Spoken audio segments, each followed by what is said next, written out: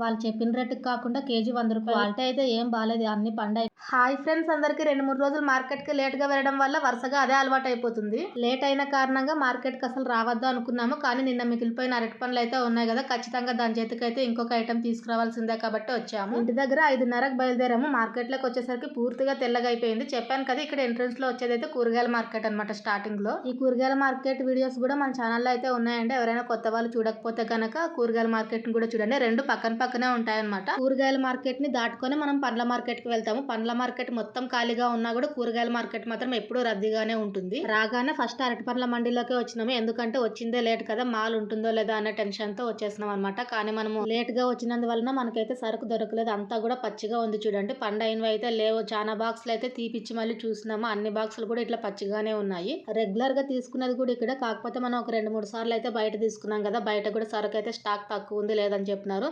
అందుకే మార్కెట్ లో తీసుకుందాం అనేసి వచ్చినాము. మార్కెట్ లో కూడా సరుకు లేదు అసలు. అరటి పండ్ల మండి నుంచి బయటకు రాగానే మనకైతే మామిడి పండ్లు కనిపించినాయి అనమాట. ఇది 3వ సారో 4వ సారో ఇట్లా మార్కెట్ లో అరటి పండ్లు కాదు, మామిడి పండ్లు రావడం.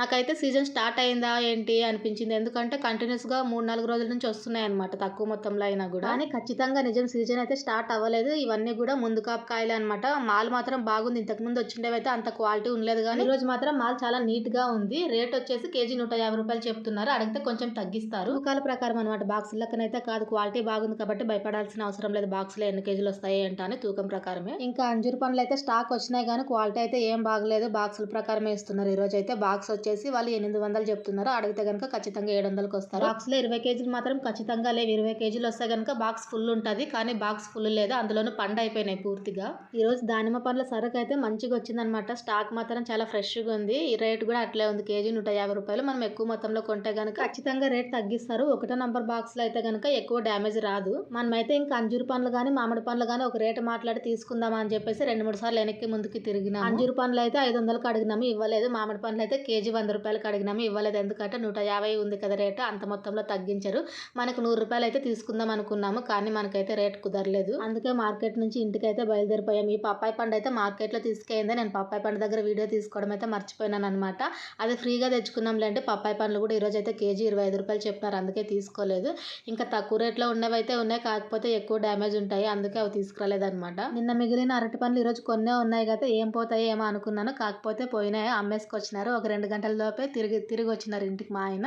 అంటే నేను బండి దగ్గరికి అసలు వెళ్ళలేదన్నమాట. ఈరోజు పొద్దున పంపించినాను, 12 గంటలకల్లా తిరిగి వచ్చేస్తున్నారు. నాకైతే చాలా ఎదార అయిపోయింది. నిన్నటి సరుకు కదా, తక్కువ రేటుకి అమ్ముకోవాల్సి వస్తుంది, ఏమొస్తుందో ఏమో లాభం అనుకున్నాను, కానీ 280 రూపాయలు అయితే వచ్చింది.